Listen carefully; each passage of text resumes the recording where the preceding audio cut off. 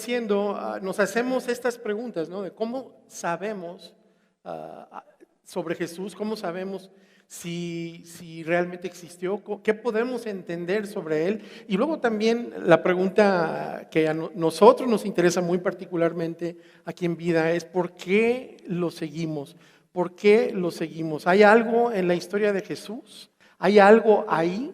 Es importante saberlo porque, es muy importante saberlo porque la credibilidad del cristianismo se sostiene, se eleva o se sostiene o se cae en base a la identidad de un solo individuo. Y este individuo es Jesús de Nazaret. Y si tú estás considerando, estás reconsiderando o estás desconsiderando el cristianismo por alguna razón u otra, en realidad, déjame decirte, hay una sola pregunta fundamental con la que deberías de luchar.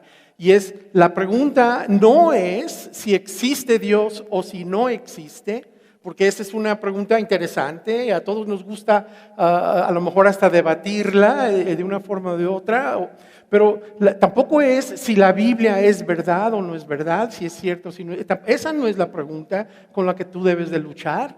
La pregunta más bien con la que hay que luchar, si tú estás considerando, desconsiderando o lo que sea el cristianismo ¿es Marcos, Mateo, Lucas o Juan un relato confiable de eventos reales? Porque si solo uno de estos libros, no los cuatro, sino si solo uno de estos libros es fiable y es de eventos reales, entonces todo lo que dijo Jesús de sí mismo es verdad. Y si es así, entonces todos deberíamos de sentarnos derechito y prestar toda atención a lo que nos está diciendo el autor sobre Jesús. Entonces, si lo que Jesús dijo de sí mismo es cierto, entonces merece la pena y vale la pena seguirle y dedicarle nuestras vidas.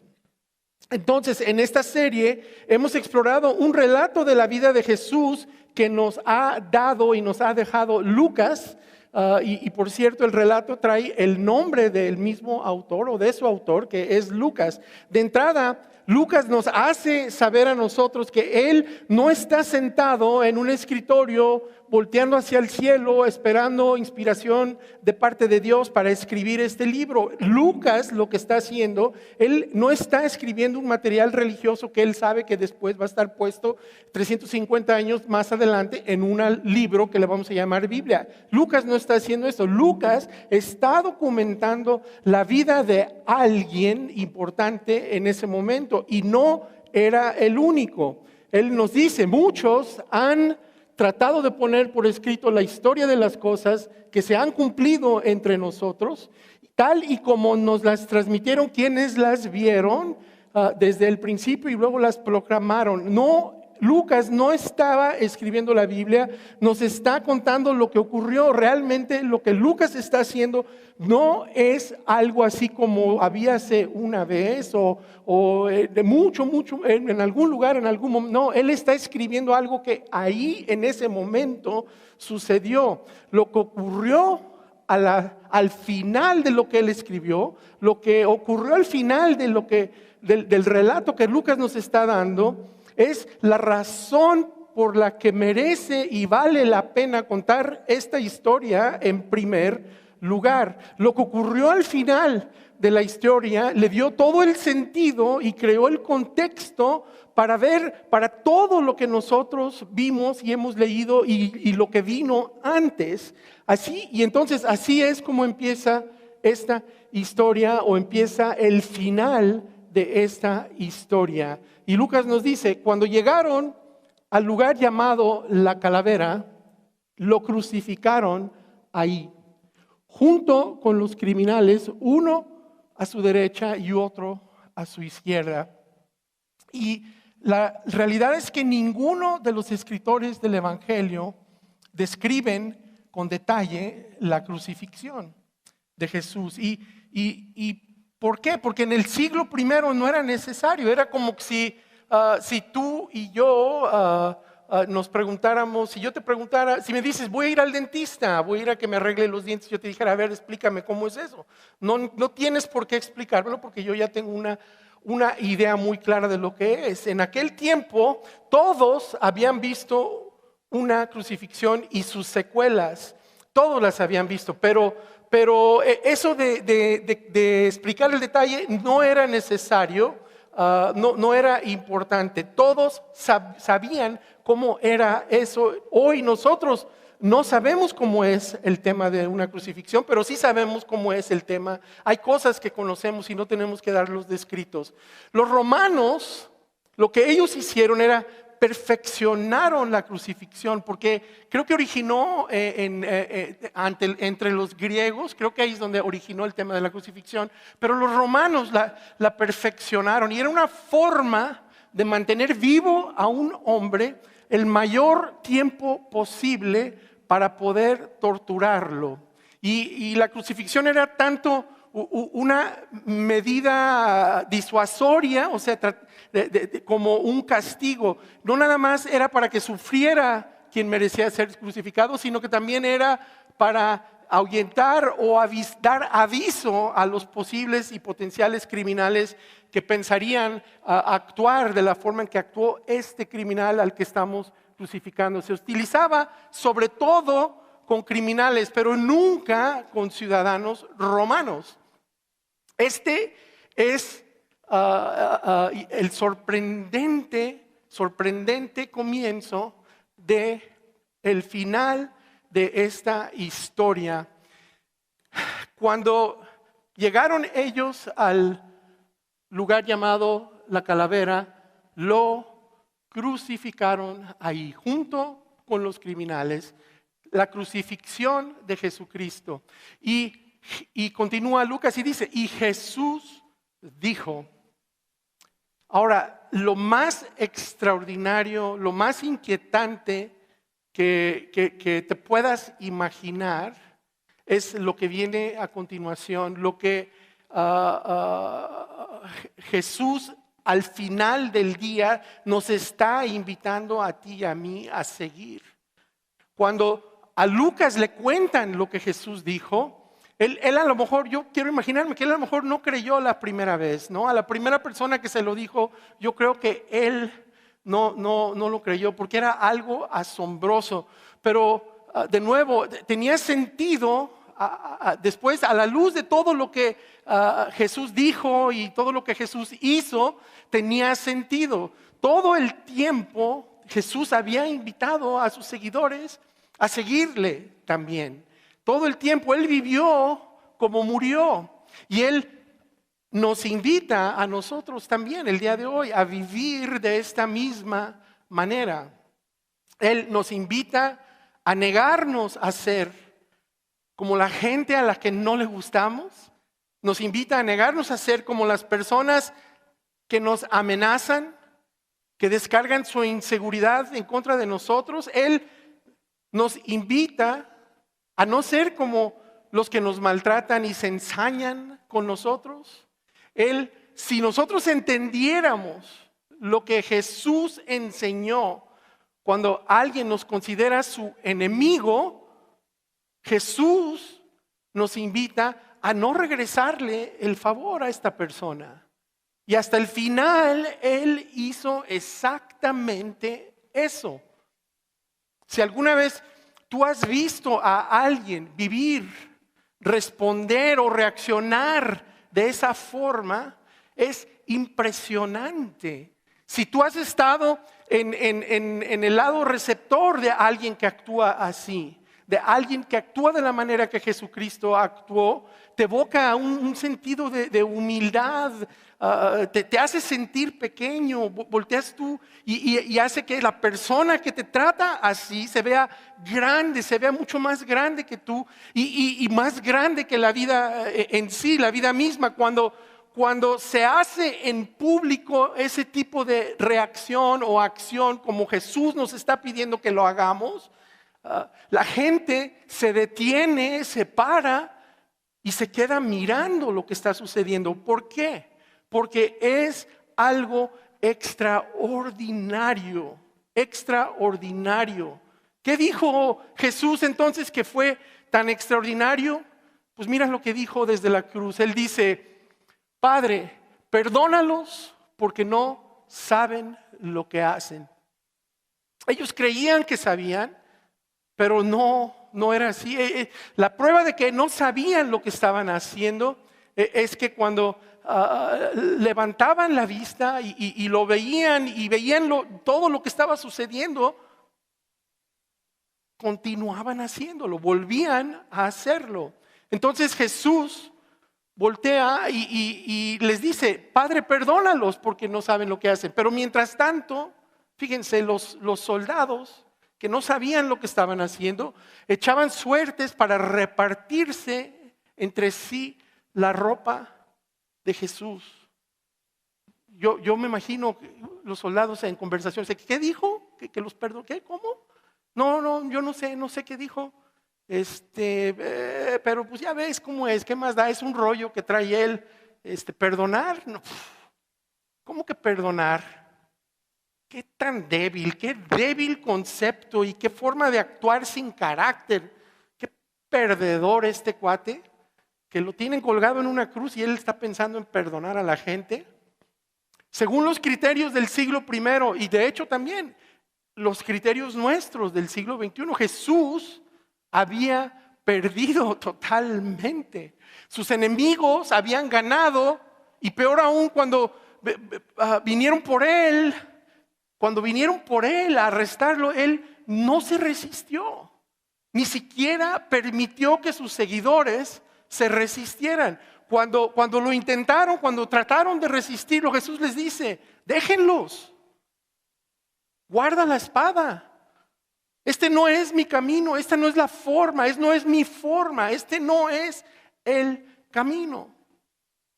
Eso es actuar básico, es una forma de actuar básica del reino de este mundo. Y yo he venido a demostrar una forma diferente, una forma distinta de responder y de reaccionar. Cuando los seguidores de Jesús se dieron cuenta de que no iba a resistir, ¿qué creen? Lo dejaron y lo abandonaron. Y la verdad, no deberían de haberse sorprendido, porque Jesús siempre tuvo esta postura. Era la postura que Él insistía que adoptaran para ellos poder ser seguidores de Él. Y es una postura tan perturbadora y tan ajena a todo lo que hay adentro de nosotros. Y por eso todos nosotros preferimos creer en Él que seguirle. Porque seguir a Jesús es costoso. Y por eso Jesús tiene tantos admiradores y tan pocos seguidores. ¿Cuál eres tú? ¿Cuál soy yo? ¿Cuál somos todos nosotros? El camino de Jesús, el seguir a Jesús, realmente es inquietante, desconcertante, es anticultura moderna y francamente, si me lo permiten, es hasta un poco masculino. Pero cuando tú lo ves representado en la práctica, híjole, nuestras acciones representan y cuentan parte de la historia, pero nuestras reacciones ante la vida cuentan toda nuestra historia de cómo somos y lo que estamos pensando. Cuando la reacción de alguien rompe con la oscuridad, nos deja boquiabiertos, nos hace detenernos y es cuando, en esos momentos es cuando el camino de Jesús, la forma y la manera de Jesús surte el efecto que es deseado. Esto despierta algo en nosotros. Y la verdad no es de débiles. La verdad parece débil, pero no es débil. Hay una persona que me gustaría que ustedes, cuando tengan tiempo en la semana, busquen la historia de Anthony Thompson. Anthony Thompson, sus palabras que él dirigió al supremacista blanco, autodeclarado supremacista blanco, que mató a tiros a su esposa y a otras 8 personas en el 2015. Anthony Thompson, este evento grotesco ocurrió en una iglesia en Charleston, donde después de un estudio bíblico entra este supremacista blanco y empieza a disparar. Y entre las 8 personas va la esposa de Anthony Thompson. Anthony Thompson a las 48 horas tuvo que encarar y enfrentar al asesino de su esposa porque tuvo un encaramiento de fianza, que es algo que sucede en Estados Unidos. Thompson, quiero que sepan, es un veterano de la guerra, es un veterano de la Marina de Estados Unidos, es un hombre de esos fuertes, un hombre que entiende y conoce lo que es la violencia. Y él se para en la corte ese día y frente a todos, él perdona, 48 horas después, perdona al asesino de su esposa. Y no nada más eso, él promete orar por su salvación. A ver, Anthony, explícame bien esto. Tú quieres que este cuate que acaba de matar a tu esposa, tú quieres que él se pase la eternidad en el mismo lugar donde se supone que va a estar tu esposa. ¿Qué tan débil y patético es eso? Qué perdedor, ¿no? Tú sabes lo que es mejor en las situaciones de la vida. Todos conocemos lo que es mejor. Todos los conocemos. Y Jesús lo que está haciendo es nos está invitando a ser ese mejor. Al final de todo, Jesús murió por este mejor. Y Lucas documenta la invitación de Jesús a ser esta clase de mejor. En el capítulo 9 de Lucas, Jesús nos dice, si alguno de ustedes quiere ser mi seguidor, si alguno de ustedes quiere alinearse detrás de mí, quiere formar parte de mi movimiento y quiere moverse conmigo, tiene que abandonar su manera egoísta de vivir. Hay una versión más tradicional que dice, tiene que negarse a sí mismo. Vas a tener que decirte no a ti mismo. Va a requerir que tú dejes de ser gobernado por tus apetitos, tu ambición o las reglas del momento. No vas a actuar ni vas a reaccionar como todos los que te rodean.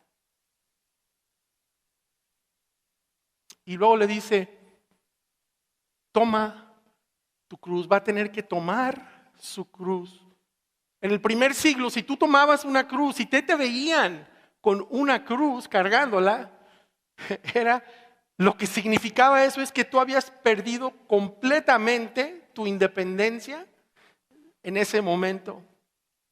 Y aquí es donde está el desafío y aquí es donde está la gran diferenciación. Siguiente transparencia.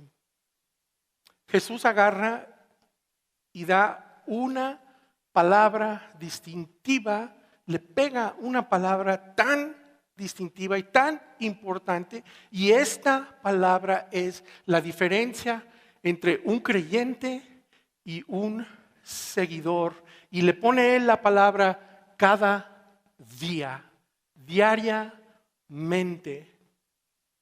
Y esta es la diferencia, porque mira, tú puedes hacer la oración del pecador o del salvación, la oración de salvación la puedes hacer una vez, pero cada día marca y marcó toda la diferencia. Es una decisión diaria Cada mañana que te levantas es decir, es tu reino, no mi reino. Cada mañana es tu voluntad, no mi voluntad. Cada mañana. Porque tú eres mi Señor, tú eres mi Rey, y a ti someto todo lo que soy. Llevo una cruz y abandono mi independencia. Se trata de tu reputación y agenda por encima de la mía. Y termina Jesús diciendo, y seguirme. Tomar su cruz cada día y seguirme.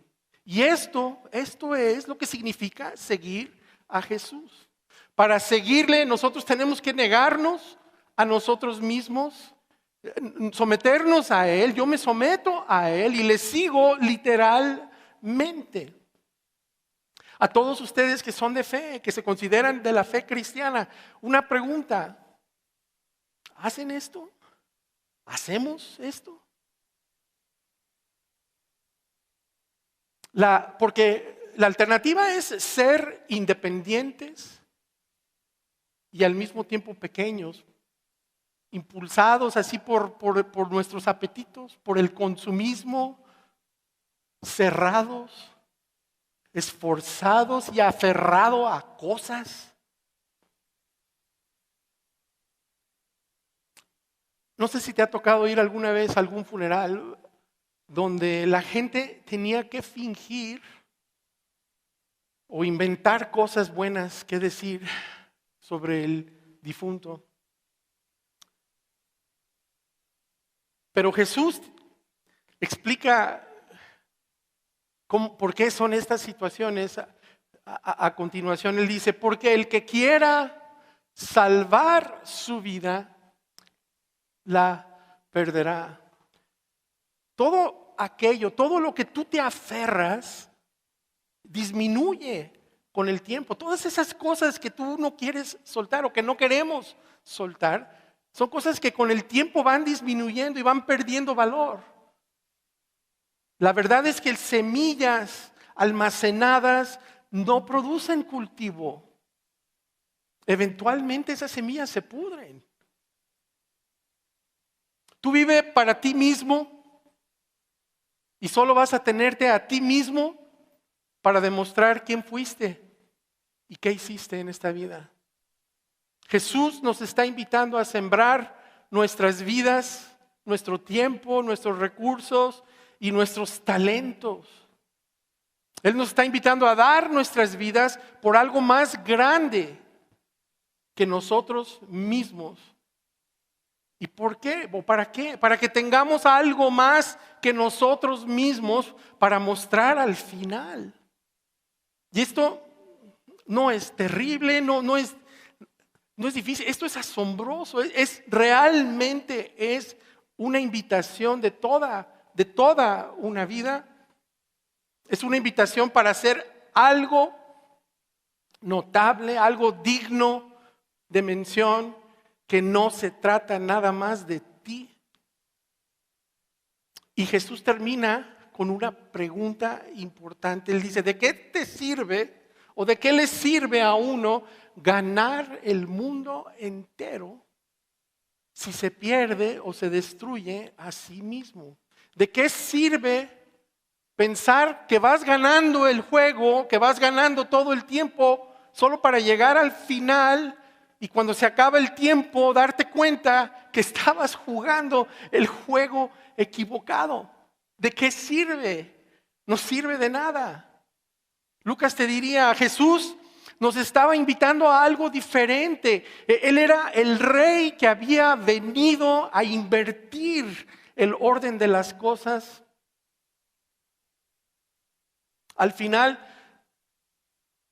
nosotros comprendimos lo que diría Lucas, que Jesús nos estaba invitando a algo más grande que duraría más allá de lo que es nuestra vida. Jesús realmente no estaba jugando para ganar de la forma en que tú o en que nosotros definimos ganar. Jugaba un juego completamente distinto. Jesús jugaba para perder y ganó. Jesús nos está invitando también al juego de los perdedores. ¿Y cuál es el resultado de ese juego de los perdedores? El resultado es alegría, el resultado es vida y satisfacción. Es una invitación a dar lo que de todos modos no podemos conservar. Jesús jugó y vivió eso hasta el final. Padre, perdónalos porque no saben lo que hacen. Y los líderes se burlaban. Salvó a otros, decían, que se salve a sí mismo, si de verdad es el Mesías de Dios, al elegido. Si es un rey, debe actuar como rey. Los reyes no se dejan tomar sin luchar. Él no es un rey, este no es un rey. Si eres el rey de los judíos, siguiente. Sálvate a ti mismo, dicen los soldados, si tú realmente eres un rey. Si eres un rey, haz lo que hacen los reyes, según entendemos aquí en este mundo. Haz algo por ti. Y de paso, a nosotros también sálvanos. Siguiente.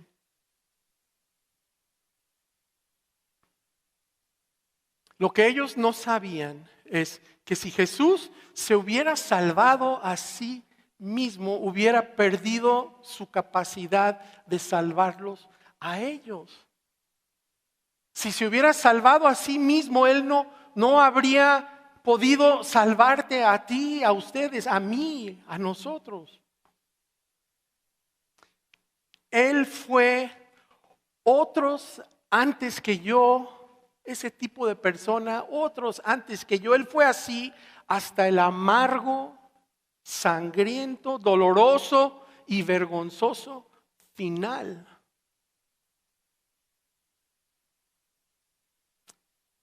Y ahí va una pequeña pregunta, una prueba, un examen. ¿Cuántos de ustedes saben cómo se llamaba el emperador de Roma el día en que crucificaron a Jesús? Y les advierto, no es César, porque César es un título. Tampoco es Nerón.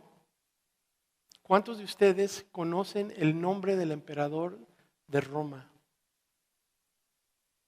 el día en que se crucificó a Jesús? ¿Cuántos se dan cuenta? El hombre más importante. Todo el mundo ha oído hablar de Jesús de Nazaret.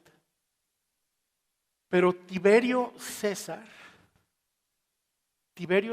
el hombre más poderoso del mundo, el día que Jesús cuelga en una cruz, ese hombre es una nota al pie de la página en la historia de la crucifixión de un jornalero galileo.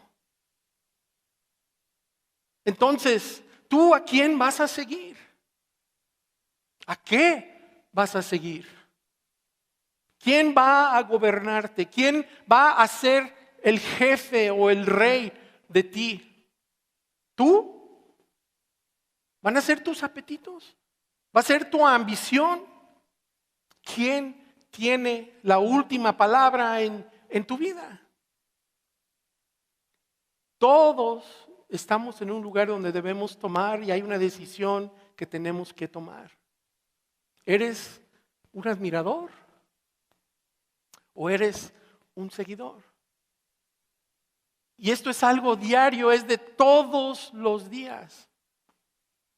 No hay algo falso o engañoso y a ver, y aquí lo voy a decir con mucho cuidado, pero no hay nada, no encuentran algo así como falso, como, no sé si la palabra es injusto, pero no hay algo falso o engañoso de con todo gusto aceptar el perdón de Jesús, pero resistirte a su invitación a seguirle. Él nos ha invitado a seguirle y es una buena decisión hacerlo. Y es una forma mejor de vivir. A todos los cristianos que están aquí o que nos estén escuchando en línea, una pregunta sincera: ¿por qué debería alguien ajeno a la fe tomarse en serio nuestra fe y las enseñanzas de Jesús si nosotros no lo hacemos? ¿Por qué? Porque en el epicentro de la experiencia cristiana, en el centro de la experiencia cristiana, está la decisión diaria de someternos a nuestro Rey. La entrega, la oración de salvación es un primer paso hacia eso. Ese no es el centro. El centro es diariamente seguirlo, tomar una decisión de someternos a Él. Y continúa Lucas y dice: desde el mediodía y hasta las 3 de la tarde, toda la tierra quedó en oscuridad, pues el sol se ocultó, y algo que completamente sorprende a todos, porque esto no estaba profetizado, dice: y la cortina del santuario del templo se rasgó por la mitad. Había 2 cortinas en el templo, ambas miden como 30 centímetros de grueso, de grosor, y una protegía el lugar santísimo, la otra separaba el templo del atrio exterior, pero no sabemos cuál de las 2 realmente, pero una de estas se rasgó, y no se rasgó, se rasgó de una forma extraordinaria, desde arriba hacia abajo. No sabemos cuál, pero la verdad es que al final del día no importa cuál haya sido, porque simbolizaba que Dios abandonaba su templo para buscar, encontrar y reclamar a su raza rebelde, aquella que se rebeló en el Edén, a su oveja perdida, buscar a su moneda perdida, buscar a su hijo perdido, a su hija perdida. La era del tiempo se terminaba en ese momento, había llegado a su fin y todo el mundo ahora estaba invitado. Dice Lucas que entonces Jesús exclamó con fuerza: Padre, en tus manos encomiendo mi espíritu. Y al decir esto, expiró. Continúa Lucas: entonces los que se habían reunido para presenciar aquel espectáculo, al ver lo ocurrido, se fueron de ahí golpeándose el pecho. Pero todos los conocidos de Jesús, incluso las mujeres que lo habían seguido desde Galilea, se quedaron mirando desde lejos, porque se habían agarrado al líder, quien seguía. Pero, ¿sabes qué? Jesús, Él murió como Él vivió. Él murió con los brazos y sus manos ampliamente abiertos. Y sí, la cruz se llevó su último aliento, pero su muerte se llevó nuestro pecado. Y ahí no termina. Pero la resurrección de Jesús se llevó nuestras excusas. Pero esa es otra historia para otro día. Pero hoy La pregunta para nosotros hoy es, ¿eres admirador o eres seguidor? Y déjame decirte algo, Lucas te diría que lo sigas. ¿Está mal esta transparencia? Lucas te diría que lo sigas, síguelo, porque seguirlo marca la diferencia. Los seguidores de Jesús son los que cambiaron el mundo, son los que cambiaron el mundo. ¿Tú qué eres? ¿Tú qué vas a ser? ¿Admirador o seguidor?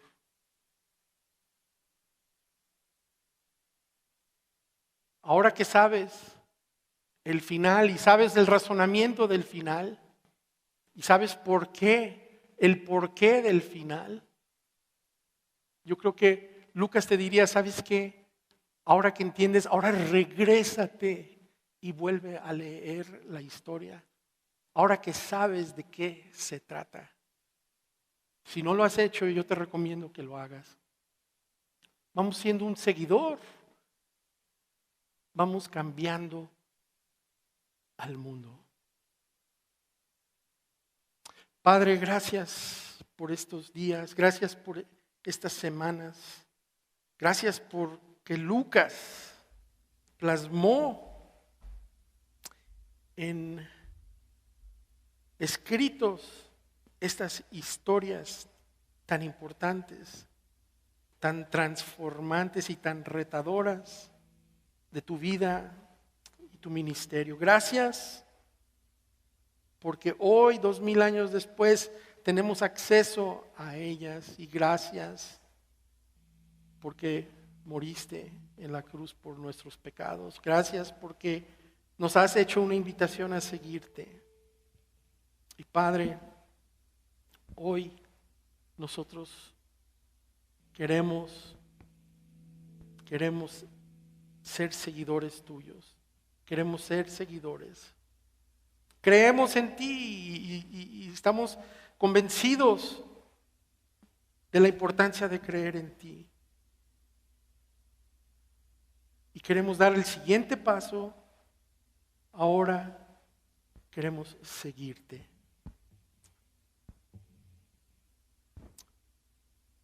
Te agradecemos todo en el nombre de tu Hijo, Jesucristo.